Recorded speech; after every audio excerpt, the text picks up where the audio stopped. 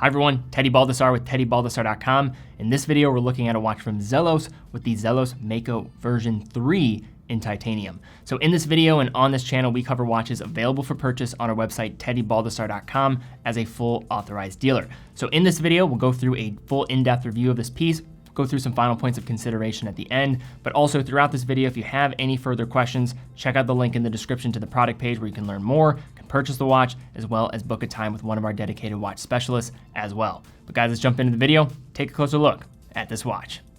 Over the last 5 to 10 years, we have seen the rise of many smaller micro brands that have been giving a lot of the larger brands a run for their money when it comes to value. One of the brands, of course, that I think leads the charge here in many aspects of just delivering solid built, value-packed watches is the Singapore-based brand Zelos.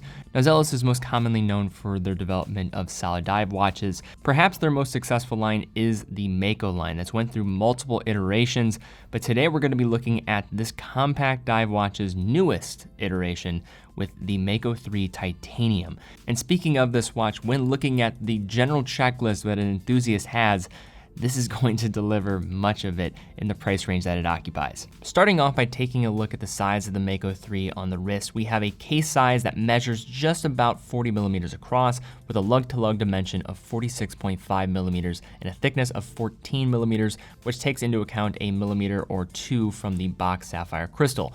On the wrist, the case feels even smaller than the measurements, more along the lines of a 39 millimeter case. A great sweet spot for those that are looking for that Black Bay 58 type of wearing experience. One final point though, when looking at this watch and talking about wearability from the lug-to-lug dimension, is going to be the center link that meets the bracelet with the case.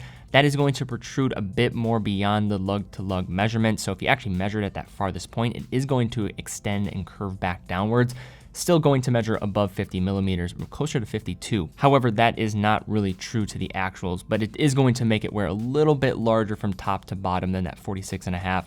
Probably add an additional millimeter there if you're just trying to get, more exact into what the dimensions are going to be from north to south. But just as we're pointing out that there are some aspects that will make this watch wear larger, there are also other aspects that go unseen that are going to make this one wear a bit smaller. And that's going to be with the case and bracelet on this version coming in titanium rather than stainless steel. And you can tell when comparing this to other stainless steel options from Zelos how much lighter this one is. Also, the tone of the metal is going to be a little noticeably lighter as well. In addition, the metal surface has been hardened to 1200 HV on the Vickers hardness scale, which is fantastic to see. Just to give you some context here, Zinn in their tegimented cases are also at that rating in terms of the Vickers hardness scale. So just keeping that all into context. In terms of finishing, it's predominantly satin finish with some high polished beveling, which further shapes the case sides and lugs. You will also find some chamfering along the back edge of the case to enhance wearability by removing those sharp edges. Along the right side of the case, you're going to find a screw down crown at that 4 o'clock position. It's going to operate in traditional manner. It's slightly recessed into the case to offer some nice protection without the use of crown guards. First position though, when unwound, can then go ahead and hand wind. Second position to adjust the date, and then all the way out, you then can adjust the time while stopping the second hand in the process, so hacking seconds here. The other point of emphasis here is this is a fully loomed crown, which is a pretty cool thing to see and something that's rather a hallmark of Zelos watches. And finally, this crown is going to assist in that 300 meters of water resistance rating. Supplied to this model is an excellent 3-link bracelet that features the same finishing profile as the case. Brush finishing is found applied to the top surfaces of the bracelet and then again to the sides, while a pronounced chamfering along the edges breaks up the brushing. The bracelet tapers down from 20 millimeters at the lugs to 18 millimeters at a milled clasp, which can be opened with a 2-button release. It's very secure. We also have screwed in links for sizing, and then in addition to that, also are going to have a slide adjuster as well within the clasp. This is something that I have been requesting of a lot of higher end brands to do, not brands in the $500 and below range, just given the complexity of being able to do this, but Zelos doing what they can here to make this happen, and I think this is a great thing to see, perhaps one of the best features of this watch. This slide adjustment is going to give you around 8 millimeters of additional room on the fly without the need of tools. Sliding over to the front of the watch, we are met with a relatively thin titanium bezel with a black ceramic insert on this particular version. Just keep in mind that there are multiple different variants for this lineup. The bezel rotates unidirectionally at 120 clicks with very little lateral play. It is a bit of a chore to rotate this one as it's kind of locked tight. I'm sure that will come a little bit looser as you go ahead and rotate it a bit more with time. But the notching on the grooved edge of the bezel is actually quite easy to engage, so shouldn't be any concern there. The bezel insert is treated with luminous material for the numerals and markings, and as well with other Zelos models, it does not disappoint. Now, casting over the front of the watch, we do have a box sapphire crystal, and one of the points of criticism of this piece is going to be how it manages reflections. These dials that you're going to find here all come in different variants. You have the vintage black, a teal, burgundy. They're all going to feature this incredibly textured sunburst along with a gradient or fume effect that resembles something that you would see from a lot of high-end brands. Very attractive looking dials. That said, it's hard to get a good glimpse of the dial at certain lighting conditions. This is going to not really deal with lighting conditions and glare very well, so that is certainly something you're going to have to keep in mind. But when you do have the opportunity to get a good look of this dial, there's a lot to like. Along the dial's outermost edge, we have a chapter ring indicating 5-minute intervals.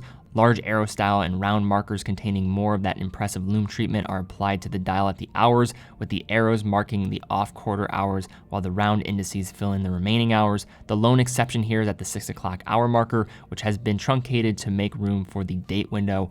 One thoughtful detail about the date window is that it's not a traditional square, and when you combine it with the marker beneath, it makes up that arrow shape that you find at the quarter hour, so pretty nice little detail there. Just beneath the 12 o'clock marker is the Zelos logo, and below the hands is your standard reference text regarding the water resistance and the automatic movement inside. Finally, at the center of the dial are some high-polished lance sword-style hybrid hands, again treated with large individual sections of lume.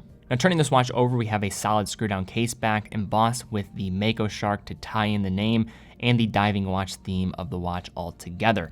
Beneath the case back, though, is the Miyota 9015, which comes from a movement family that we're going to see a lot more throughout the micro-independent watch scene. Been seeing a lot of use of this movement as of late, but this is a movement within Miyota's catalog of movements that I think it's underappreciated for what it's bringing to the table. Now, this caliber is a high beat movement operating at 28,800 vibrations per hour, has a 42-hour power reserve, has the out of the box accuracy of -10 to +30.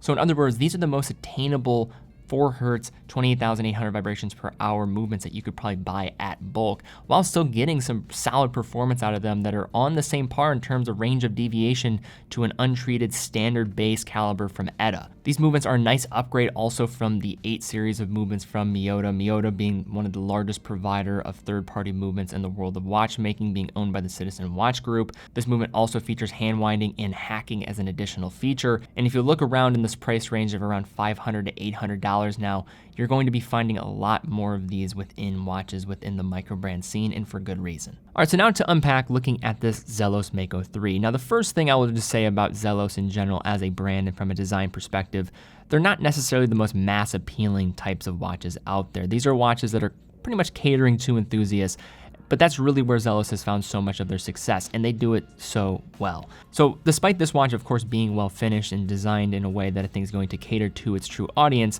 you just have to make sure that you are a part of that true audience, because these are not going to be designs that are going to be for everyone.